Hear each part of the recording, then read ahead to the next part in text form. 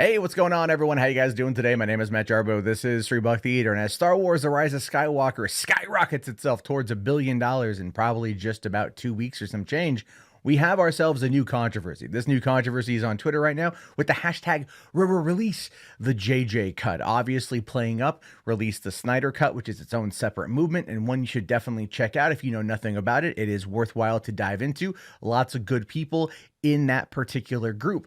But this to me is fascinating because when you start really looking into what it is that this whole controversy is about, it really does kind of open your eyes to the potentiality of what maybe went down behind the scenes in regards to the Rise of Skywalker when you have a creative versus an executive with an agenda.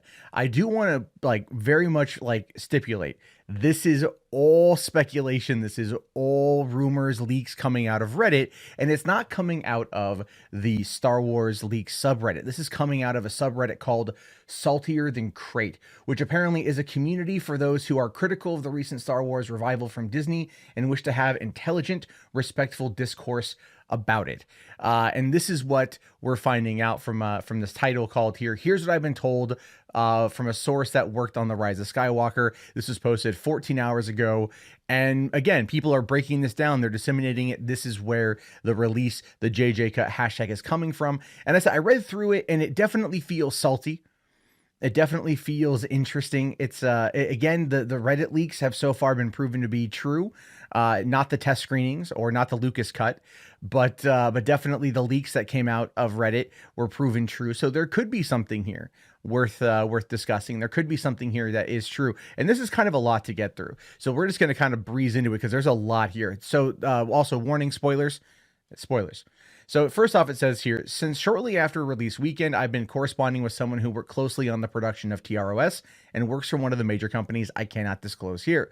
I have verified the source to my satisfaction. To protect the source, I am rewording what we spoke about over the last 2 weeks and submitting it to you in bulletin point format I have written based upon what they have told me.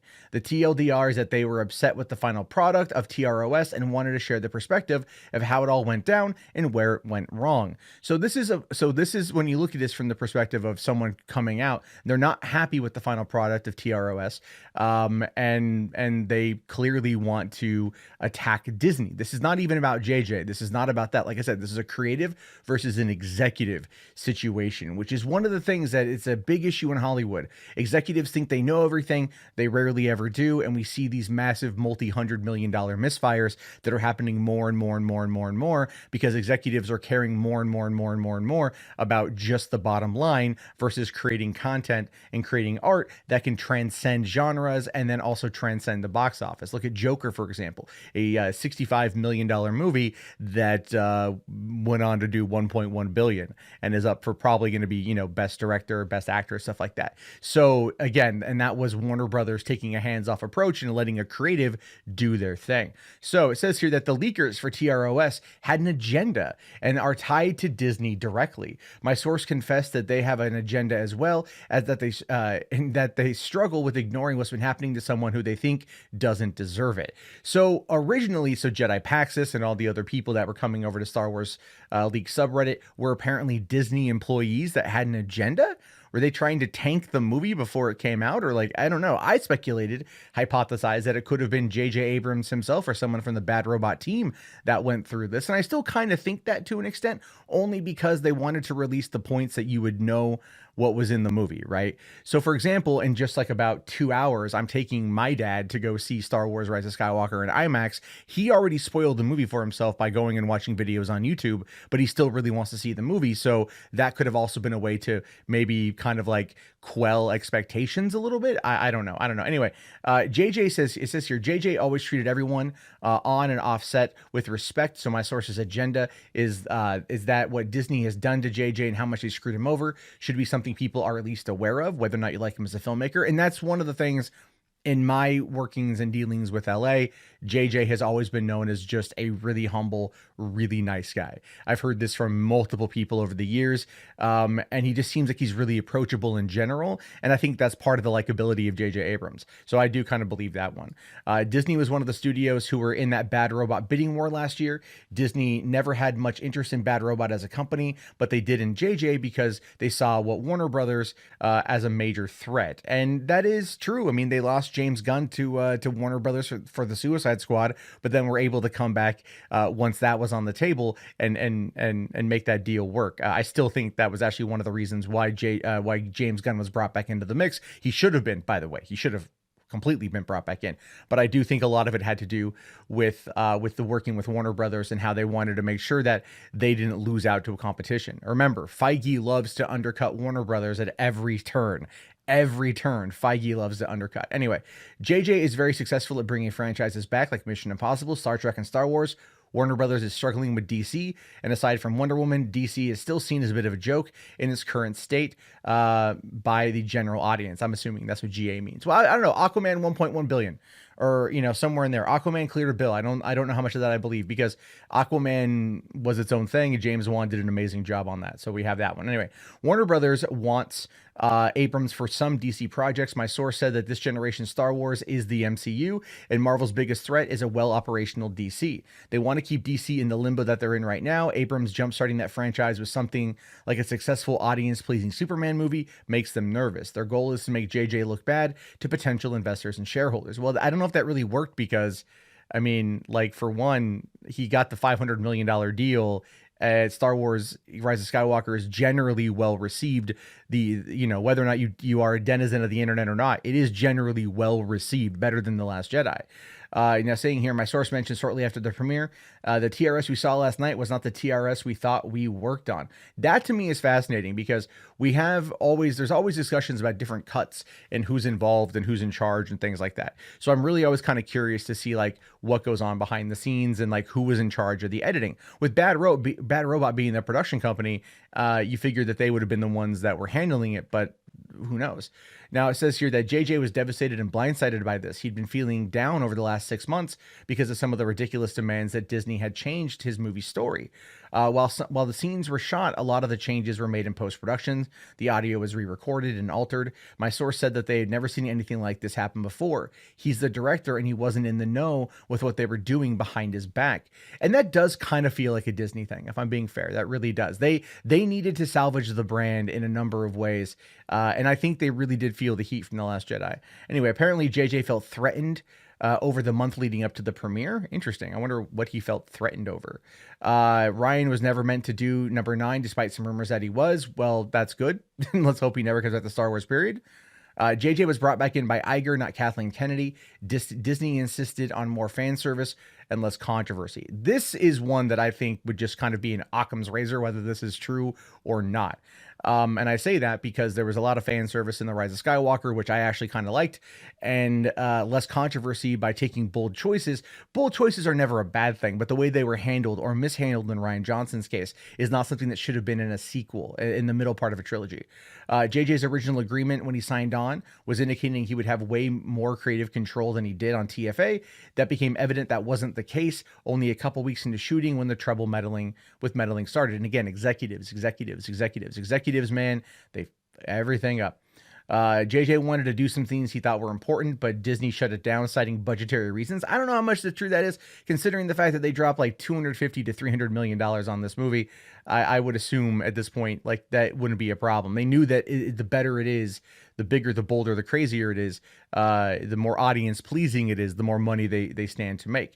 Now, in May 2019, JJ argued those scenes were crucial. He had to let go of one of those scenes. The other scene was he insisted on being approved at first. He did the reshoots and additional photography back in July. The new scene was shot at Bad Robot back in October. And I wonder which one that was. I wonder if that was the Han Solo scene, because that was definitely shot green screen. So I don't know. All right, so he says here, the ending will blow your mind wasn't part of this. Older actors were included like Hayden, Ewan, and Samuel, and anyone who wasn't animated. The Force ghosts were meant to be voices that they shot in the footage on camera, and the actors were in costumes. Rey was supposed to be surrounded by the Force ghost to serve as a sort of barrier between her and the Sith surrounding them. Interesting.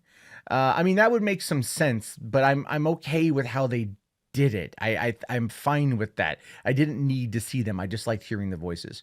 Goes on to say that my source thinks, but can't 100% confirm that this is because of China. It's an office talk of sorts. Some VFX people claimed they got a list of approved shades of blue they could use on Luke's Force Ghost. Cutting this out was when Bad Blood turned into a nightmare for JJ because the movie he was making was suddenly unrecognizable to him in almost every way. Now, China is a big factor here, but we've known that China and Star Wars don't have a copacetic relationship. This is not an unknown thing, right? Like when the reports came out that the Rise of Skywalker was flopping in China, nobody lost their mind over it. Everyone figured out that, oh yeah, no, it's China. China and Star Wars don't work. In fact, I have a video about how China is going to be infused with Star Wars here very soon. I need to do a full video on it, really breaking it down. But more or less, the idea there is they're hiring Chinese bloggers to pen Star Wars specific stories that cater to Chinese culture because over 413 million people read ebooks every single month. They're creating a grassroots campaign to pick up in China. That's what they're doing. So it's one of those things. Anyway, my source knows JJ well enough to know he's not just the yelling type, but apparently in a meeting he yelled something along the lines of, why don't you just put directed and written by Lucasfilm then? If he's getting pissed off, I could see that happening.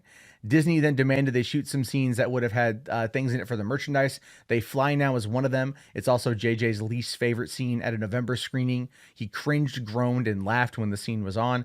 The thing is, though, that was a scene they chose for like the first promotional scene. So I don't know how much of that I believe, because I mean, that was him having to go out there and promote it maybe it was a 30-second vignette that they could add in that had a punchline at the end, you know, and maybe that's why they wanted to go for it. I get that it's more of a fun and game scene in the movie, but I don't know. I mean, like it didn't bother me at all. I like the scene actually. Let's see. My source says that JJ was most likely not joking when he says "you're right" at the interview where they asked him about TROS criticism, but I think that he was doing one of those things where it was like, look, you know, we're not going to please everybody. We're trying to, but we know we're not. And the people that are critical of the film, they're right. The people that like it, they're right. Everyone's right. And he's trying to play to both sides. And I get that. And maybe he shouldn't have done it. Maybe he shouldn't have said it like that. But that's basically how I see it. Let's see. JJ's original cut was originally 3 hours and 2 minutes long. Hence the hashtag release the JJ cut, and that's the cut I want to see, so they should release it. In January, JJ suggested they turn this into 2 films. My source told me this well before Terrio mentioned it in an interview a couple days ago. When Disney said no, JJ was content in making this 3 hours long. After the success of Endgame and the amount of money Endgame made, they should have done it. If they weren't going to drop it into 2 films, as I've been saying since episode 8 came out and it was just bad, they should have made this into 2 movies, 100%. Everyone is basically saying that you could tell Disney wanted to end the franchise. They wanted to end the Skywalker saga in order to start rebuilding anew. That's precisely where they are right now. And I think that's an okay place to be. You know, whether or not you want to look at the validity of a sequel trilogy compared to like narratively speaking, that's up to you. But I think that they wanted to just kind of get through the sequel trilogy in order to then turn it into something like Marvel. All right. Over a 9-month period, JJ started realizing that one by one his ideas and whole scenes are being thrown out the window or entirely altered by people who have no business meddling with the creatives. So the thing with that, though, if he signed a legal agreement saying that he has more creative control, then I don't know how much of that I actually believe, because you know, I mean, that's the thing. If they have contracts, they have to abide by those contracts. All right. They were not on the same page when it came to creative decisions, and it became obvious that Disney had an agenda in addition to wanting to please shareholders.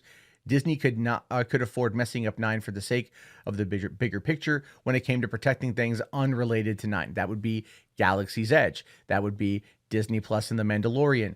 That would be, Star Wars Galactic Star Cruiser. All of the non-Skywalker saga connected entertainment properties, considering they dropped $1 billion per park for both Walt Disney World and Disneyland. Yeah, that would be what it is. A lot of people haven't gone and really supported whatever it's called, freaking Galaxy's Edge, Batu, simply because it's not tied into the original trilogy, which is what everybody wanted. Anyway, the cut JJ eventually and hesitantly agreed to was 2 hours and 37 minutes, so the one we got.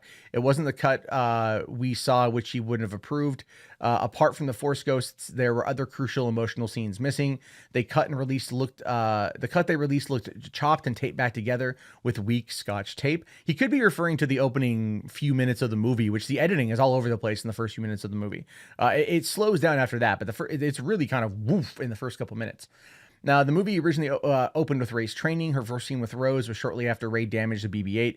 With the training, Rose made a silly joke about how Poe was going to kill her for damaging BB-8. There was a moment where Rey took a minute to process what just happened, and she saw a vision during training. She looked distressed and worried. The next scene was noise as the Falcon was landing, and Rey runs over there. The two women who kissed at the end were visible in the shot, and they were holding hands. One of them ran towards the Falcon as it landed. And I like the way it opened, to be honest with you. I like what they did with that.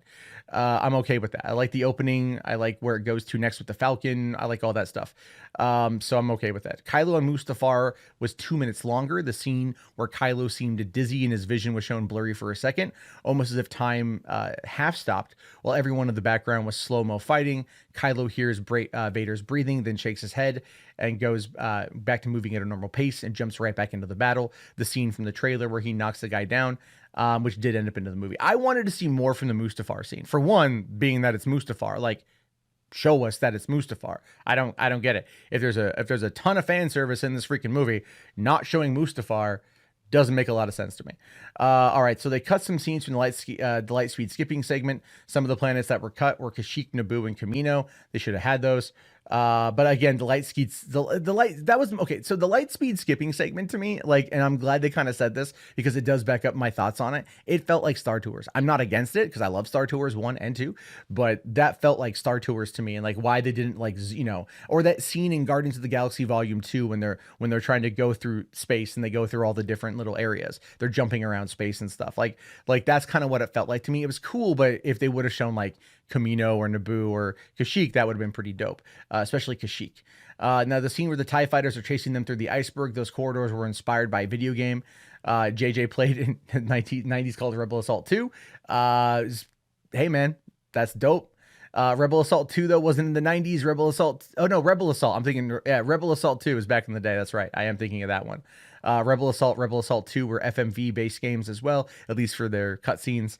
There was some good stuff. Janna was confirmed to be Lando's daughter. This we already knew, though. This was in the visual dictionary that was confirmed. They should have had that part in there. That scene would have made a lot more sense. Anyway, Rey is not only healed Kylo's face scar, but she also healed Ben. She killed Kylo. Kylo ceased to exist when Rey healed him. My source mentioned that some people assume it was Han Solo who healed him, but that wasn't true. That wasn't Han. That was Leia using her own memories as well as Ben's to create a physical manifestation of his own thoughts to nudge him towards what he needed to do. That was her own way of communicating that with him, and it wasn't possible without her dying in the process. She made the ultimate sacrifice for her son, and this flew over people's heads with the Disney cut. Yes and no. They should have done more to explain that, yes. But this will be my third viewing today, and I picked up on it in the second viewing pretty well. In the late November cut, right? The last cut JJ approved of, they had scenes with Rose and Rey. JJ wanted to give her a more meaningful arc. Disney felt that was too risky. My source mentioned that Chris Terrio had said that it was because Leia scenes... let me make sure I get okay, there we go. My source mentioned that Chris Terrio had said that it was because the Leia scenes, but this was only partially true because she had 4 other scenes, including 2 with Rey and Daisy, that Leia was not in. Yeah, they cut out Rose, and I don't necessarily have a huge problem with that, but they kind of left the Rose Tico on the cutting room floor. Finn wanted to tell Rey something that was always meant to be that he was Force sensitive, and you could kind of tell that from the first trailer when he says that they're bringing everyone together, right? When he says all that, like, the Force brought us together, that was Finn's voice. saying that, and that to me was at this point now, in retrospect, that was the trailer indicating that he was force sensitive. But I kind of feel that's dumb, if I'm being fair. I always felt that was kind of dumb, because like after The Last Jedi, it was like, oh, Holdo was force sensitive. That was Laura Dern, and then you find out that Poe is force sensitive because of how good of a pilot he is. I mean, I understand the concept of what Broom Boy represented with The Last Jedi, that everyone is force sensitive. But if everyone's force sensitive, then it's kind of defeats the purpose, so to speak. But that could also be explained as the force coming together in a way to kind of like defeat the darkness by making more people force sensitive, by pushing them more towards the light. That could be a thing here.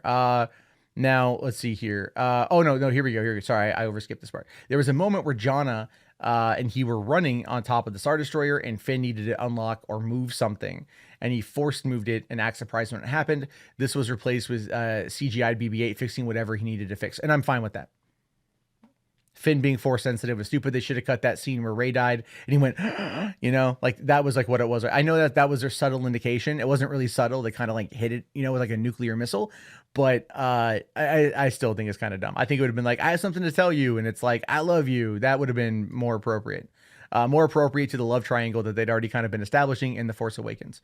Anyway, Babu Freak was nearly cut because execs at Disney thought he would be the new Jar Jar. Who would think that? Like, that I don't get that at all, man. Babu Freak, no. They make those kind of puppets. They make those kind of characters as a way to like sell toys.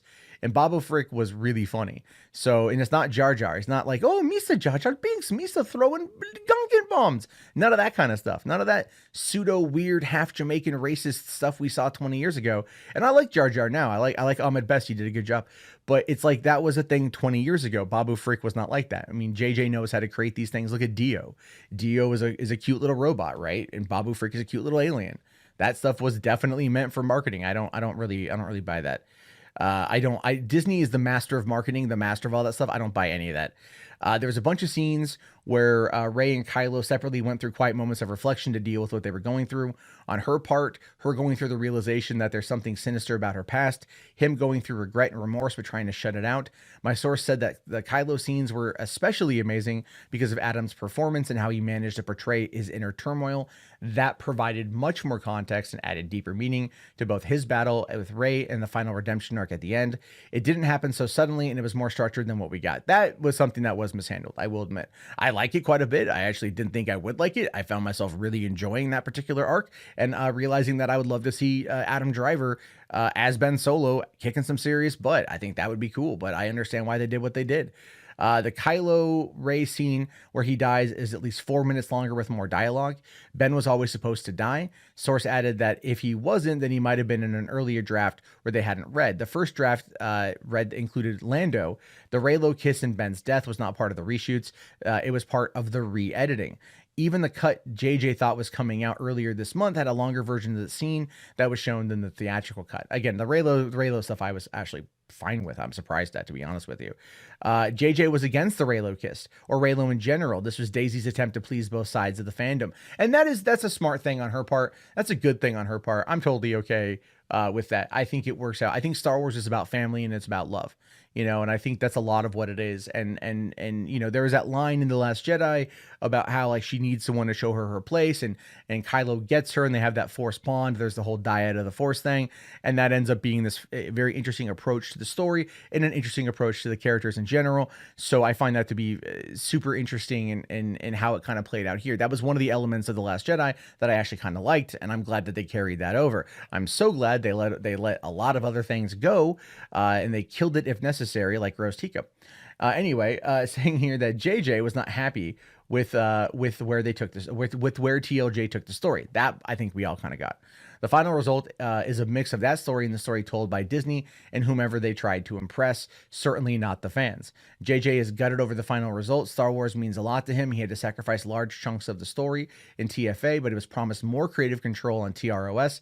And instead, the leash they had him on was only tightened as time went by.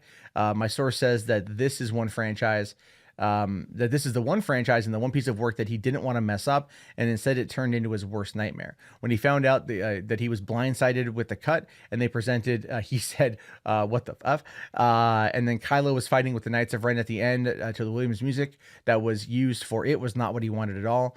He seems to think that it was out of place. The JJ cut exists and it will always exist. We will most likely never see it unless somebody accidentally leaks it. And that's what people are, again, what they're going off about right now. But here's where it gets kind of interesting. This is where we talk about the whole Finn Poe thing, right? This is where we get into Tumblr fan. This is another thing that when it comes to like the potential, when it comes to the idea of whether or not these are real or fake, I read this and I'm all like, I don't buy it. Now, the source was asked about Finn Poe after seeing Oscar Isaac's comment about how Disney didn't want to be a thing. This is true. JJ fought to make this happen. This is why Oscar is blaming Disney. It's not just a random throwaway comment. He knows for a fact that it was Disney because these discussions happened. The main cast is insanely close to JJ and are just as pissed, though seemingly more outspoken about it than JJ. During TFA, Disney was hesitant to hire John Boyega because a woman was front and center, and so they deemed it risky enough, so bringing in a male lead who's black made them nervous. JJ fought to make that happen for about 9 months before getting approval. The same issue came up when JJ fought to have Finn and Poe in TROS, but lost that battle as he lost many creative battles for the film. Many people, JJ included, came to the realization during the production that the story was really told by shareholders and investors instead of the creatives or anyone at Disney specifically. He tried to make a lot of things happen, but was shut down. Because of this, they had him on a leash, and they blamed TLJ for the stricter creative approach. Now, I can understand exactly why they would think that there is a lot of problems here. I can understand why they would definitely want to go after this, right? Like why they did what they did here, if this is to be believed as true.